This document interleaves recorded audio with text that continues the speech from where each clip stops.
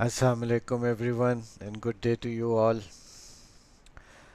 Welcome to the next episode in the Columbian Exchange, part 2, Foods that Change the World. This is the sixth in the Science and History series, or part 2 of the Columbian Exchange. So, let's get into it. Imagine your dinner table tonight. Maybe there is rice, roti or bread, potato, any dish, curry, tea. Maybe dessert is a chocolate cookie or a chocolate brownie. Now take half of it away. No chocolate, no chilies, no tomatoes, no potatoes, no corn. Hard to imagine, right? Yet before 1492, none of these foods existed outside the Americas. The Columbian Exchange didn't just move ships, gold, or armies. It carried flavors and crops that would transform how billions of people lived, ate, and even survived. Take the example of potato. Traveling from the Andes mountains of South America to Europe, where it became a revolution. Cheap, filling, and packed with calories, it fueled population growth. Families who once struggled to survive could now rely on this underground treasure. In Ireland, specifically, the potato became so central that when disease wiped out the crop in the 1840s, famine struck, forcing millions to perish or to flee. Then there is maize or corn. For Native Americans, it was sacred, tied to many myths and rituals. Once it crossed the Atlantic, it spread everywhere.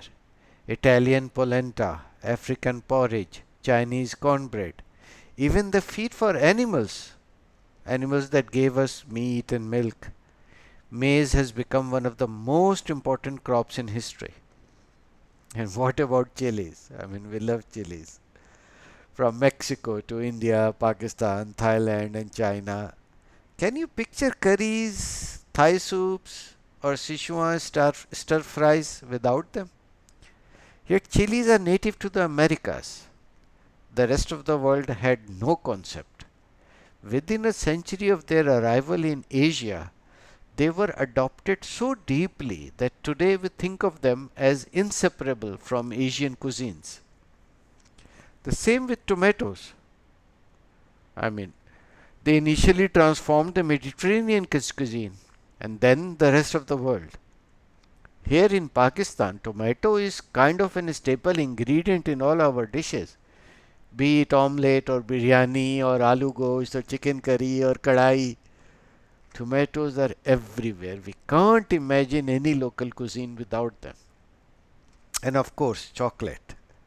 From the cacao beans of Mexico to Europe and then the rest of the world. For the Aztecs and Mayans, cacao was a sacred drink. In Europe first and then the rest of the world, it became a luxury indulgence, sweetened with sugar and turned into the chocolate that we know today. From royal courts to modern candy bars, it has captured the world. And if you like chocolate as much as I do, we have to thank Christopher Columbus for that. Now for some surprises. The peanut, it's also from South America.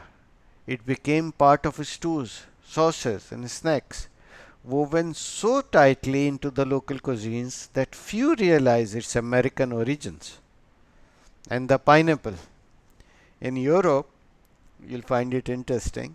Its spiky shape and golden sweetness were so exotic that only the wealthy could afford one.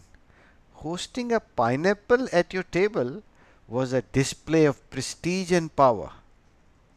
But in Sri Lanka, Thailand, countries like Sri Lanka, Thailand, Bangladesh, the Philippines, pineapples have become local favorites, so natural that most people forget They once came from across the world and they are not indigenous to these places. And it wasn't just pineapples, the sweet potato from the Americas.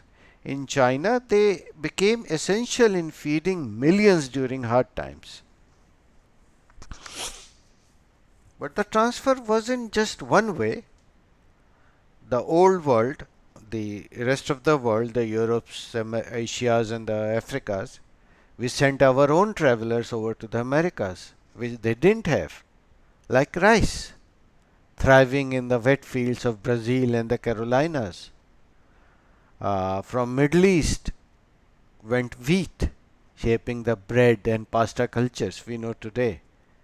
From Asia went sugarcane, creating a sweet revolution. But we will explore that in its own episode because sugar didn't just change diets, it changed history itself. It warrants its own episode. And coffee from Africa and Arabia. Coffee houses have become centers of conversation, trade, and even revolutions. Today, it's hard to imagine mornings without it. The citrus fruits like oranges and lemons, they were unheard of in the Americas. They didn't just add flavor, they helped sailors fight scurvy and brought new nutrition across the seas. Likewise, bananas, mangoes.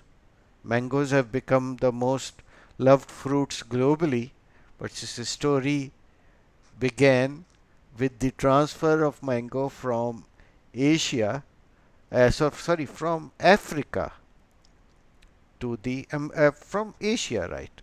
I don't think it's Africa. Asia to the Americas. Perhaps the most surprising thing, these foods have become so natural in their new homes that we forget that they were ever foreign. Imagine Italian cuisine without tomatoes, or Swiss chocolate without cacao beans from Mexico. Imagine Indian curries without chilies, African stews without peanuts, or Chinese villages without sweet potatoes. Imagine Sri Lanka and Thailand without pineapples, or Irish history without the potato. The Columbian Exchange was history's greatest food delivery service. Only it didn't take 30 minutes, it took centuries. It turned local crops into global staples. It wasn't just about meals, it reshaped populations, economies, and even empires. Food became one of history's most powerful forces. So, this completes a little bit of detail about the foods. We will see next time in part 3 of the Columbian Exchange that they didn't only bring life to new tables, the exchange also carried death. The spread of diseases would devastate populations and change the fate of continents forever. Thank you for your time. Stay curious and Allah Hafiz.